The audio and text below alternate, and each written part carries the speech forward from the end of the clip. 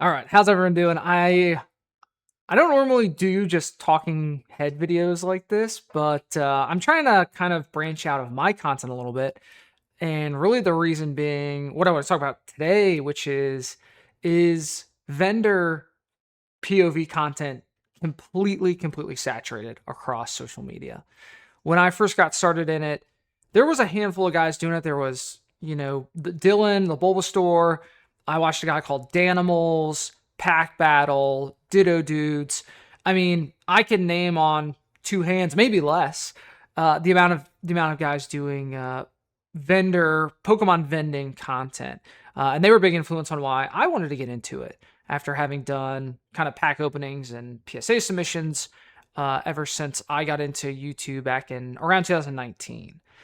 And now I feel as though every single vendor at shows is also turning their vending experiences into content.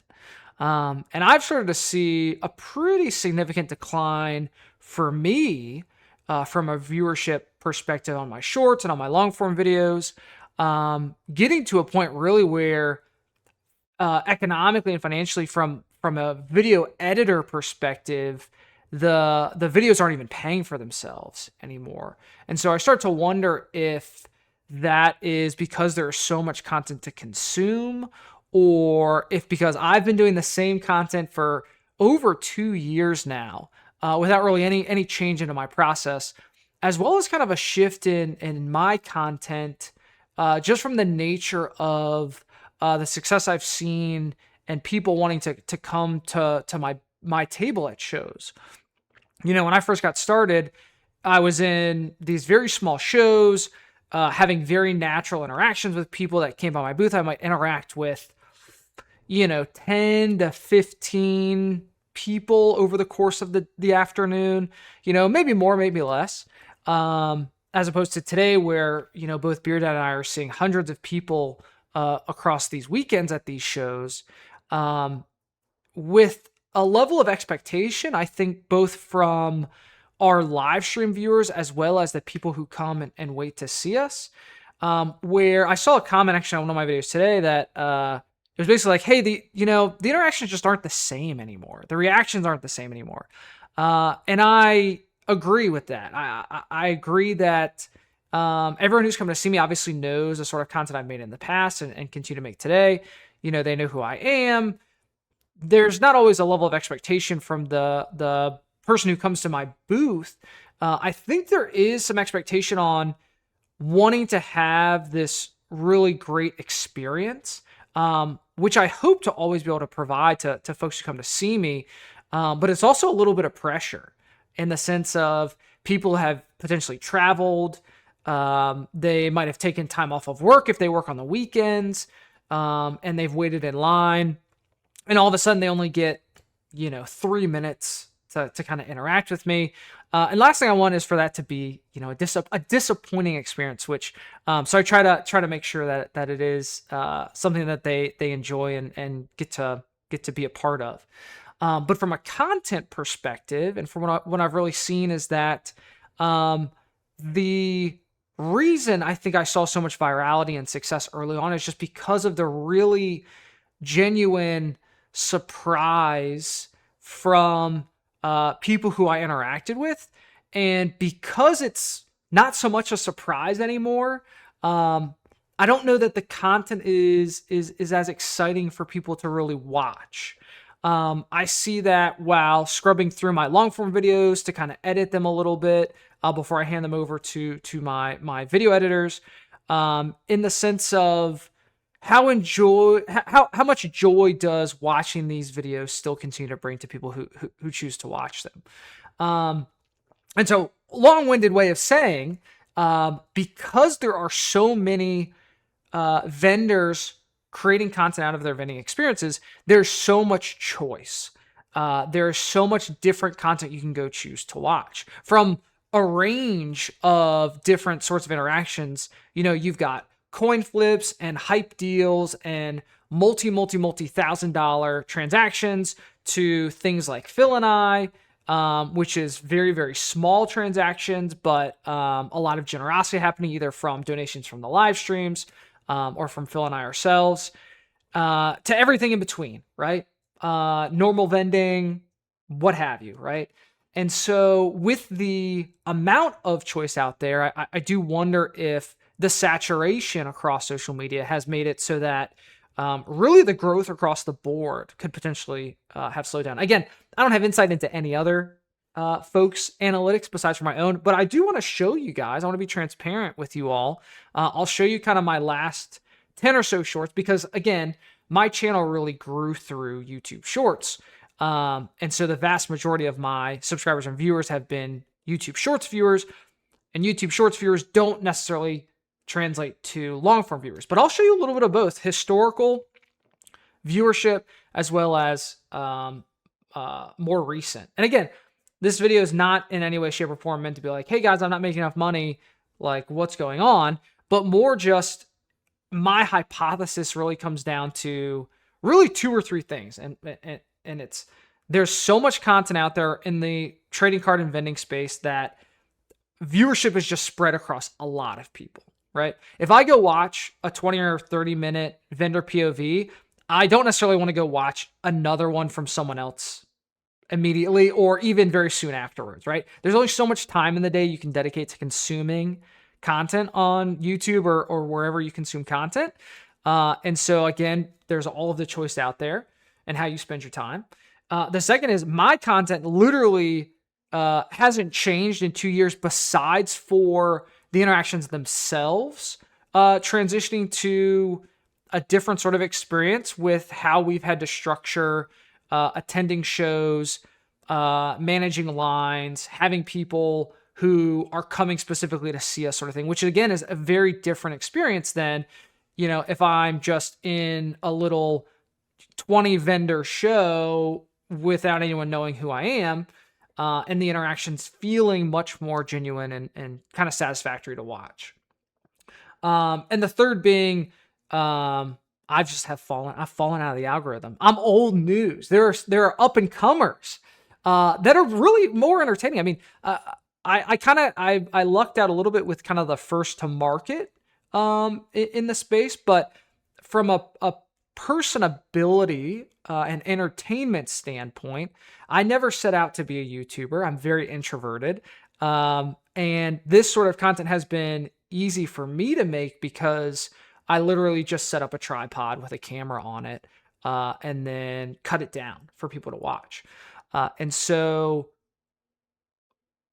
I think that third point, which goes along with the first, right? Because there's so much option out there. I think there are much more entertaining, outgoing, extroverted individuals than myself. Which, hey, that's just how things are sometimes. So with all that said, let me show you kind of what I'm talking about, what I'm seeing in my analytics a little bit. So you can kind of get a feel for where I'm coming from. All right, so let's start with the long form videos. So you can kind of see, I just released a new long form yesterday. We've got about 4,000 views. Estimated revenue hasn't updated yet. I did a gaming video, Pokemon Champions, which was a lot of fun to play. 4,000 views, earned you about $15, right? If we look at the last 3 videos, we averaged close to like 22,000 views. Which is pretty low historically for my long forms. And that ranged anywhere from $135 to $250. Sweaty Booger always does really well from a viewership perspective. That long form video got just under 120,000 views and made $775. The video before that, 56,000 views, $426. The thing about my long form videos is they take a while. And we only usually have released about 2 a month, at most 3. So you can see in May, we did 3 videos, right? Kansas City day 2, Miami, and Miami day 2. Sometimes we split up the weekend into 2 videos. Sometimes we just combine it all into 1, depending. In April, we only had 2 vendor videos. I did a Riftbound opening, And then I did a video on Monkomon because David Choi sent me some really cool stuff. So anyway, 2 to 3 videos, currently averaging, that's about $600, under $700 a month in long form ad revenue, right? With taking a ton of my video editor's time. So Will, who you see at my shows, he wears the straw hat. I have him full-time editing videos, both long form and shorts. And so the long form videos aren't even covering his salary, basically, not even close. So now if we look at shorts, because we're getting multiple avenues of content, right? We have long form and we have shorts. Well, if we look at shorts, you can see I've got some scheduled. Views for my shorts are way down across the board. I probably averaged 500,000 or more views in the past on shorts historically. You can see of the last 1, 2, 3, 4, 5, 6, 7, 8, 9, 10. We haven't even broken 100,000 views on a single short. 89,000 views. The short made us under $15. 75,000 views, $15.38. 54,000 views, $6. 35,000 views, $5. So I do a short every day, or at least I try to. So let's say we do a short for 30, we do 30 shorts in a month, right? Well, if I'm not even averaging $20 a short, I mean, we're only looking at, $20 a short, right? 20 times 30 would be $600. So that's $600 a month if we've now are averaging $20 a short. Well, I'm paying more than $20 a short for video editing. I'm paying as high as $85 a short video, $85 to $100 per short. So the shorts aren't paying for themselves. And the long forms aren't paying for themselves. So all of a sudden, we've gotten into a non-profitable content creation business. And the vast majority of my full-time income comes from sponsorships and show promotion, right? Being paid to attend shows, being paid to sponsor specific brands. And so the question becomes, is the 3 things we've talked about the lead into why I'm seeing kind of the lower viewership, which is, there's tons of content out there that you could watch. There's more entertaining individuals doing this sort of content. And the fact that my content has, while not changed from a core perspective, has changed due to just the nature of individuals I'm actually seeing at shows now. So if we actually go to YouTube and we just search Pokemon vendor POV, let's look at, how can we filter? Let's do video. Let's do long form videos first. Relevance. Uploaded in the last month, right? Let's see how many different people kind of are doing it, right? Swan's Emporium, 18 hours ago, 7 days ago. Uyama's Trading, 23 hours ago. Pokestop TCG, Double Rare, Flipping Cardboard, Jar Chomp. Swans again, Top Shop Collectibles, Carney Collects, Bulbasaur, Poke Elena, Tier 1 Collections, Poke Title Zone. Swans again, Top Shop Collectibles, Mano TCG, Happy Collectibles, Pokeshawn, Denny's Pokemart, June TCG, Bless Collects, Aaron, Sakura Steph, Goated Polls, Adam Collects. The list goes on and on and on and on and on and on, right? There's a lot of people doing this. If we go to shorts, it's going to be even more. Hey, look, it's me. HLD Cards and Collectibles, Potic TCG, 4 or 5 trading cards, me again, Mr. Moonwalker, Pokebinder, Collector's Realm, Collectormon, Hava's Cards and Collectibles. So I think you guys get the point, right?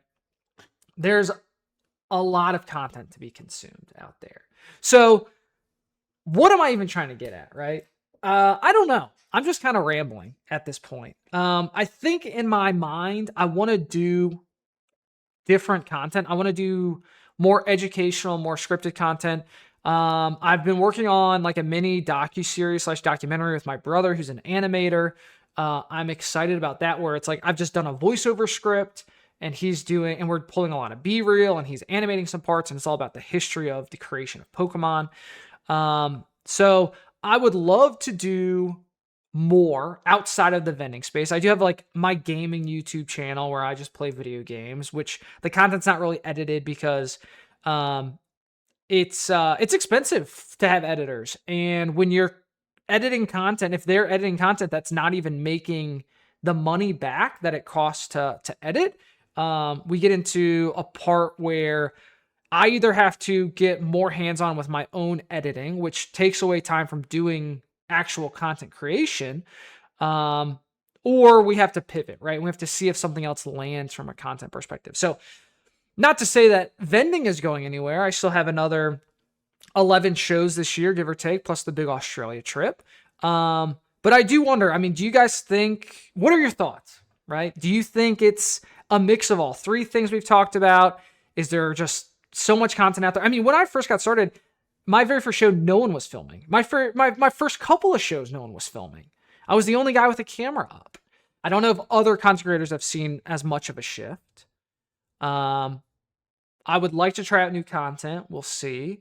I do think that the vending space is super, super, super saturated. And having done it for 2 years from a content perspective, I would like to see what else I could be doing. Whether it's educational stuff, narrating different topics, talking about the market. I hesitate to say reaction videos because I don't think I'm a reaction video person.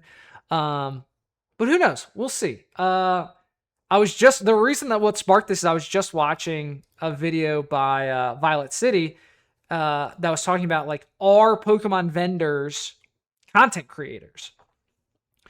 And I think it really comes down to if you are making your living off of vending or if you're making your living off of creating content. Whereas for me, my living now is coming from the content and from the sponsorships of being a vendor, not so much actually buying and selling Pokemon cards. So anyway, that's what I got for you today. I don't know. It is what it is. I'll see you guys later. Peace.